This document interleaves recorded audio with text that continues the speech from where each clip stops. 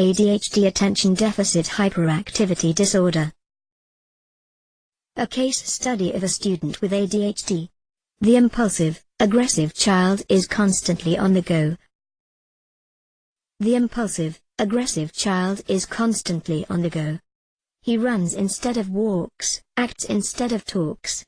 These boys and girls jump headlong into new experiences, diving in first and looking later.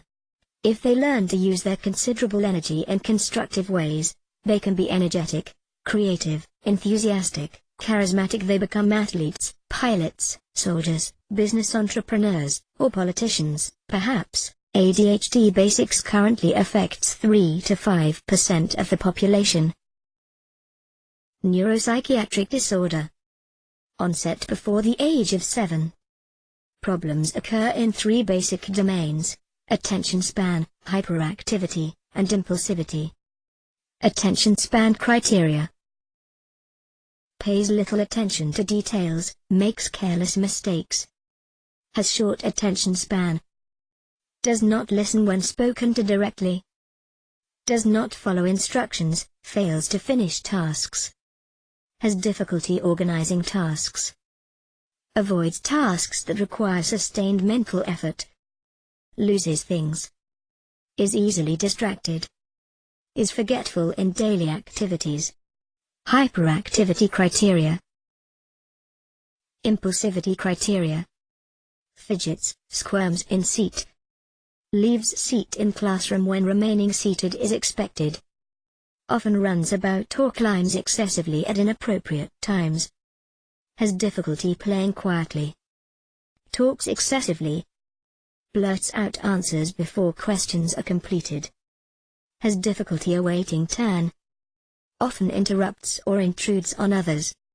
Classroom suitable for ADHD students should be predictable. Be structured. Have shorter work periods. Have a smaller teacher-to-student ratio.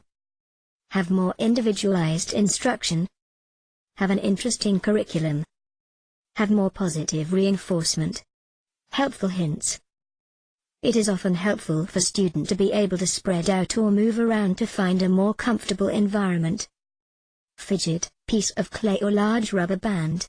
Meet just an 8-year-old third grader. Diagnosed with ADHD when in first grade. IQ of 115. Interested in dinosaurs and soccer. Lives with his mother most often. Does spend time at his dad sometimes. Mom, dad, and stepdad involved in education. 10-year-old brother Kevin in 5th grade. Justin in the classroom. Justin's main problem in the classroom is staying seated. Always wants to be moving. Has gotten much better at focusing since he began taking medication, but he is still constantly moving. Lesson on multiplication. Lesson involves basic multiplication as well as simple word problems.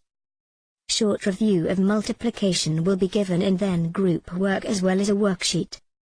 Chips and tokens will be available for all students to use to help figure out the problems. Adaptations for Justin. Justin has a set of dinosaur cards he uses for these types of problems rather than the usual chips. He has a shorter worksheet. His problems relate to things that will keep his attention, such as dinosaurs and soccer. X. If the soccer team scores 5 goals in each game and they have played 7 games, how many goals have they scored in total so far this year? Curriculum adaptations. Extra time allowed to complete assignments. Short and simple assignments. Long tasks will be broken down into shorter chunks. Helpful neighbor. Non-verbal cues used to keep him on task. Fidgets allowed. Progress reports sent home each week to keep his parent involved.